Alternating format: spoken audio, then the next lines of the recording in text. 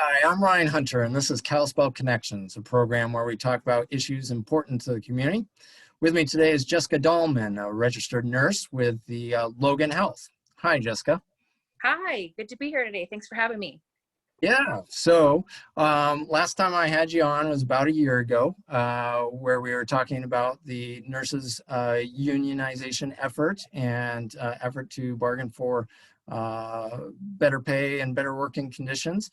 And so a year has passed, and I wanted to check in with you and see how things have been going and what the update is with your efforts with the union at the hospital.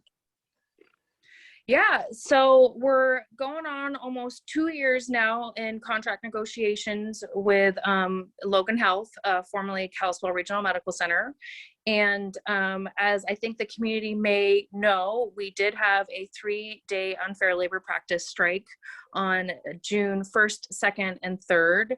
And that was due to the fact that during negotiations, we're just basically not getting anywhere. So that is one of the reasons why we're able to strike. So we had our labor strike on the 1st, 2nd, and 3rd.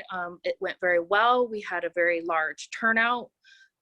We had lots of local support from unions all over the valley, the railroad union, the teachers union, the Teamsters.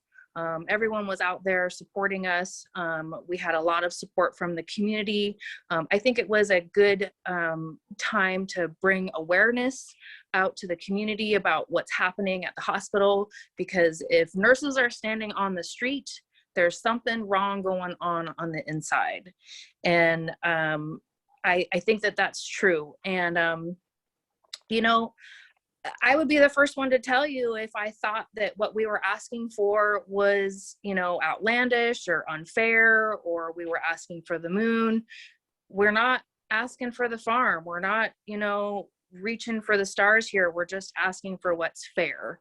And so there's about a dozen or so hospitals in Montana, and I think they are all represented by unions, Montana Nurses Association.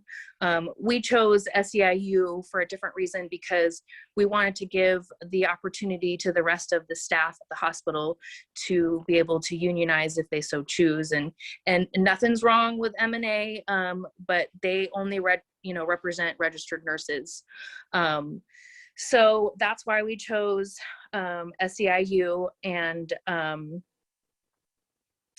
so we had our 3-day strike.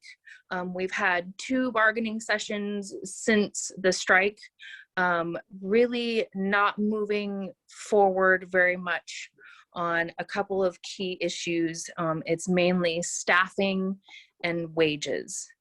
And in comparison to all of the hospitals in Montana, we're rated pretty low for wages. As we all know, the cost of living just in the last year in this valley has skyrocketed, with real estate prices going out the window. Cost of living has dramatically increased, and we're just asking for what's fair. We're not asking for wages in comparison to like New York City or something like that. We're just asking for what's fair, what other nurses in Montana are making. And, I think at the last negotiation, we let go of ratios, and what we're sticking to as our nurse practice and staffing committee. And that would be the accountability factor with the staffing at the hospital. Staffing is a big issue. Even from, 2 years ago to today, the same issues are still there. The top 3 issues are staffing, a voice in decisions at the hospital, and fair wages. That has not changed.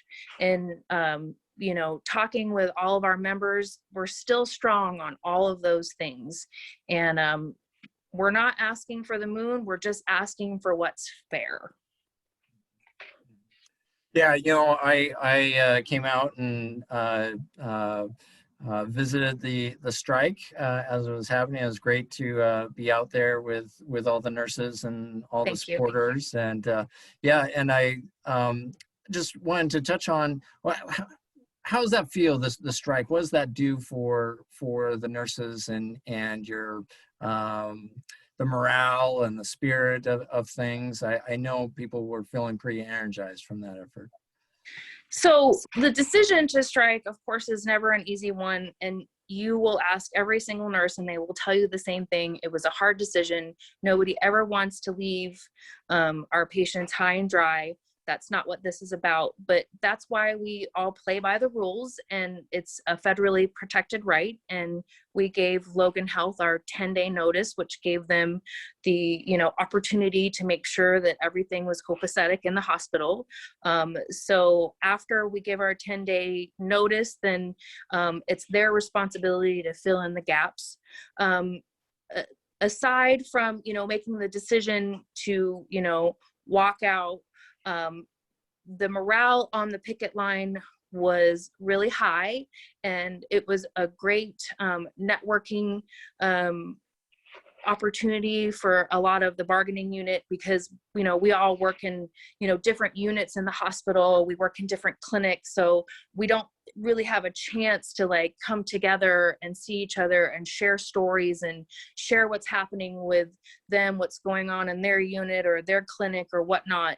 So I think that was a really positive thing for our bargaining unit, and I think that aspect brought us closer together, because we all have come to see that we have the same issues in the clinics and units and everywhere else. So it's not just one portion of the hospital is having a hard time. It seems to be a systemic issue, and being out there together brought us together, and I believe made us stronger.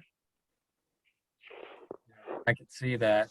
And you mentioned a little bit earlier before we started this interview that the Helena Union, Nurses Union, they've come to some agreement, and that's providing some glimmer of hope for what you're trying to do here in Kalispell. Is that correct? Yeah, that's correct. I have my little paper here. I'm going to refer to St. Peter's Health in Helena and the Montana Nurses Association, Local 13. They settled their contract recently.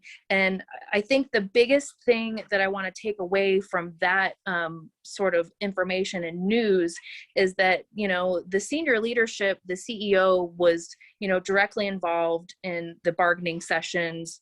And, he acknowledged that, the increases in cost of living, and he acknowledged that nurses contribute greatly to the stability and success of the hospital, and were integral during the pandemic. And the relationship that that CEO, Wade Johnson at St. Peter's Health, has with his nursing staff, I think is a beacon of light for maybe an example for Logan Health to follow. We'd never want to have an adversarial relationship, even though it may seem like that to them. We want to work in collaboration with the administration, because I can tell you right now, I work with hundreds of fantastic, intelligent, people, nurses at the hospital that contribute a great deal.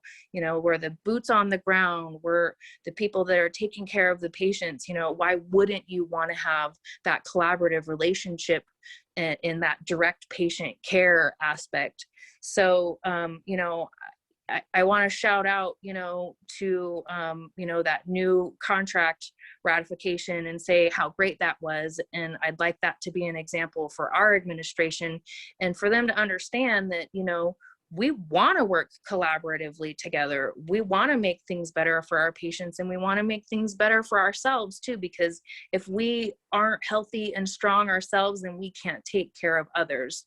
So, kudos to M&A Local 13 for ratifying that contract, and kudos to the CEO for, you know, acknowledging the, you know, the benefit of having that relationship with the nurses. Absolutely. And then, you know, the news lately, there's been some articles about this effort by some in the hospital to decertify the union. Could you touch on that? There's been some developments there more recently. Yeah, so I think before the strike, or it was after the strike, it was right after the strike, they, you know, had professed that they had, you know, these really strong numbers to decertify. I think they needed, I think the rules say you need 30% of the bargaining unit. I think in our bargaining unit, we have about 650 nurses.